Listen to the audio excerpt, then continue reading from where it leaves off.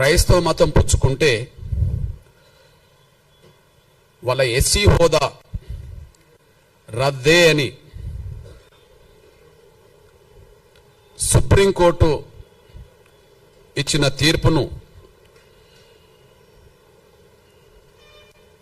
ఆ తీర్పుపై మేము తీవ్రంగా ఖండిస్తున్నాం. ఎంఆర్పిఎస్ పరంగా అందుకు బలమైన నిరసన కూడా మేము తెలియజేస్తాం. క్రైస్తవ మతంలోకి దళితులు మారితే వాళ్ళ ఎస్సీ హోదా రద్దు అనే తీర్పును మేము ఖండిస్తున్నాం. దానిపై బలమైన నిరసన కూడా వ్యక్తం చేస్తాం.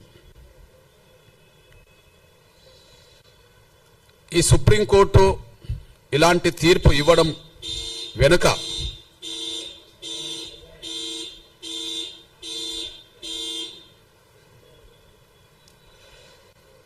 సుప్రీంకోర్టు ఇలాంటి తీర్పు ఇవ్వడం వెనుక 1950 నాడు వచ్చిన రాష్ట్రపతి ఉత్తర్వులను బేస్ చేసుకున్నది. 1950 నాడు వచ్చిన రాష్ట్రపతి ఉత్తర్వులను బేస్ చేసుకున్నట్టుగా ఆ తీర్పు చెప్తున్నది. ఆ ఉత్తర్వులే రాజ్యాంగ విరుద్ధం. ఆ ఉత్తర్వులే వివక్షతో కూడిన ఉత్తర్వులు. ఆ ఉత్తర్వులే రాజ్యాంగ విరుద్ధం. ఆ ఉత్తర్వులు వివక్షతో కూడిన ఉత్తర్వులు. ఈ రెండు తప్పే.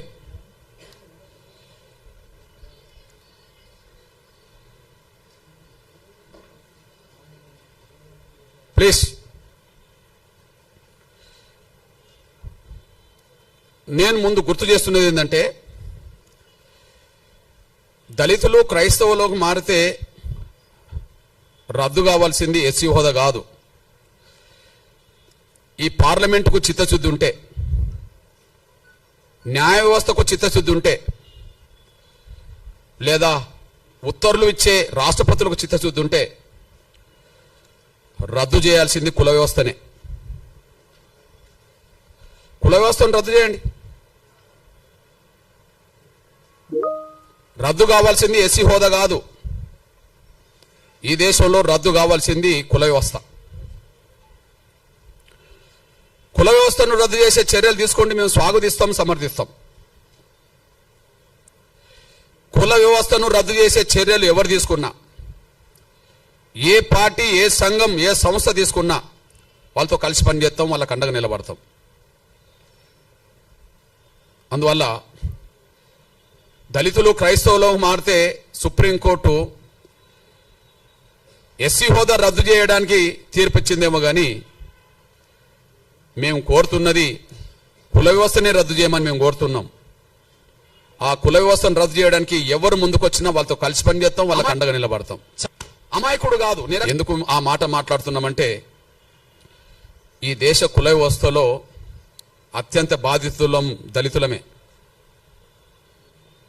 ఈ దేశ కుల వ్యవస్థలో అత్యంత బాధితులం దళితులమే. పశువుల కంటే హీనంగా చూడబడ్డది ఈ దేశంలో కుల వ్యవస్థలో దళితులే.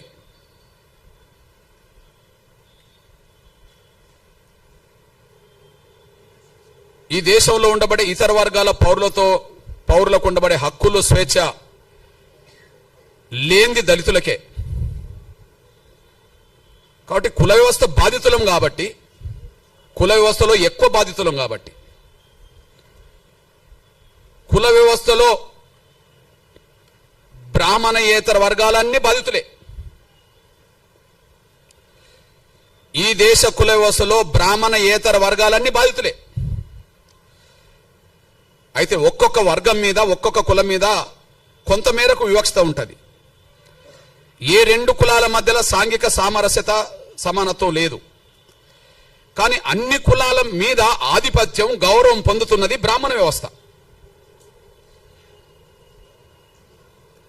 ఈ బ్రాహ్మణ వ్యవస్థలో అత్యంత పీడిత వర్గం ఎవరు, అత్యంత వివక్ష గురవుతున్నది ఎవరు, అత్యంత బాధితులు ఎవరు?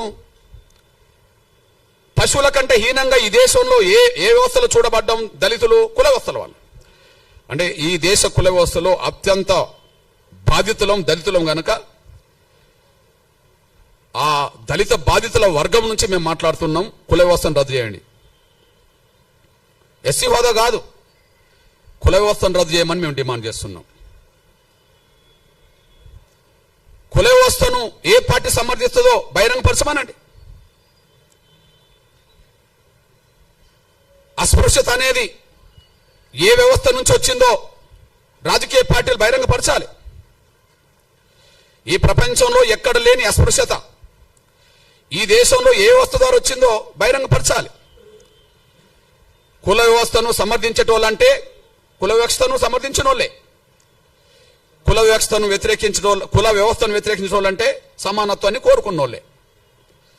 సమానత్వాన్ని ఈ దేశంలో కోరుకునేటోళ్ళు కుల వ్యవస్థ రద్దు కోరుకుంటారు. అసమానతలు ఉండాలని కోరుకునేటోళ్ళు కులాన్ని కోరుకుంటారు, ఉండాలని కోరుకుంటారు. ఈ ఉండాలని కోరుకునే వాళ్ళు ఎవరో బహిరంగంగా రావాలి. కుల వ్యవస్థ రద్దు కోరుకునేటోళ్ళు ఎవరో బహిరంగ రావాలి. అది సంస్థలైనా వ్యక్తులైనా రాజకీయ పార్టీలైనా ఎవరైనా ఈ విషయంలో బహిరంగ రావాలని డిమాండ్ చేస్తున్నా. నేను ఇంత మాట మాట్లాడడానికి కారణం ఏంటంటే, ఏ తీర్పు అయితే సుప్రీంకోర్టు ద్వారా వచ్చిందో, ఒకనాడు సుప్రీంకోర్టుకు చీఫ్ జస్టిస్గా పనిచేసిన మన తెలుగు ప్రముఖుడు, ఒకనాడు సుప్రీంకోర్టుకు చీఫ్ జస్టిస్గా పనిచేసిన మన తెలుగు ప్రముఖుడు, మాజీ చీఫ్ జస్టిస్ కోకా సుబ్బారావు, మాజీ చీఫ్ జస్టిస్ కోకా సుబ్బారావు ఈ తెలుగు నేల మీద అంబేద్కర్ గురించి, అంబేద్కర్ భావజాలం గురించి పరిచయం చేసిన మొదటి పుస్తకం డాక్టర్ ఎన్లూరి రాసింది. అది 6 దశాబ్దాల క్రితం వచ్చేసింది, ఇప్పటిది కాదు. 6 దశాబ్దాల క్రితం వచ్చింది, ఇప్పటిది కాదు. దానికి ముందు మాట రాసింది అప్పుడే.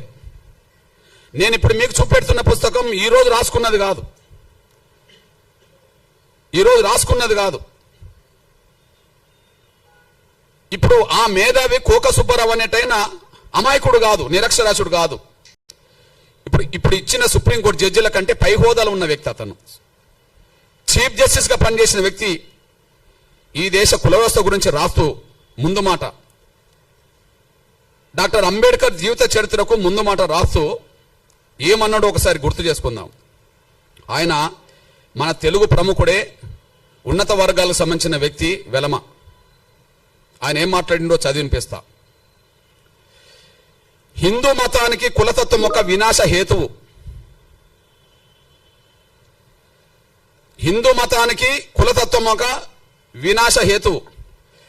కులతత్వానికి రాజ్యాంగ చట్టంలో ఎలాంటి ప్రసక్తి లేకపోయినా అది ఏదో ఒక రూపంలో తాండవిస్తూనే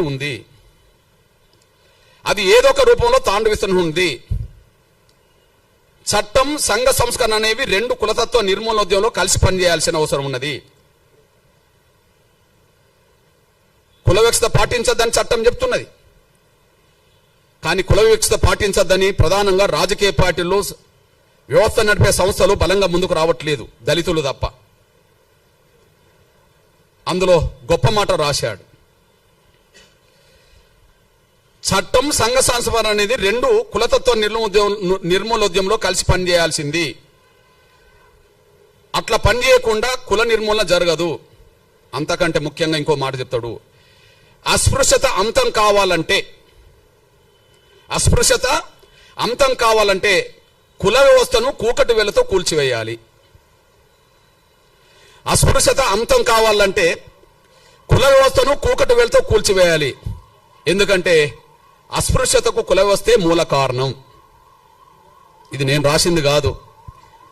ఇప్పుడు ఇచ్చిన సుప్రీంకోర్టు జడ్జిల కంటే పెద్ద ఆయన చీఫ్ జస్టిస్ హోదాలో 16/4/1968 ఈ ముందు మాట రాశాడు.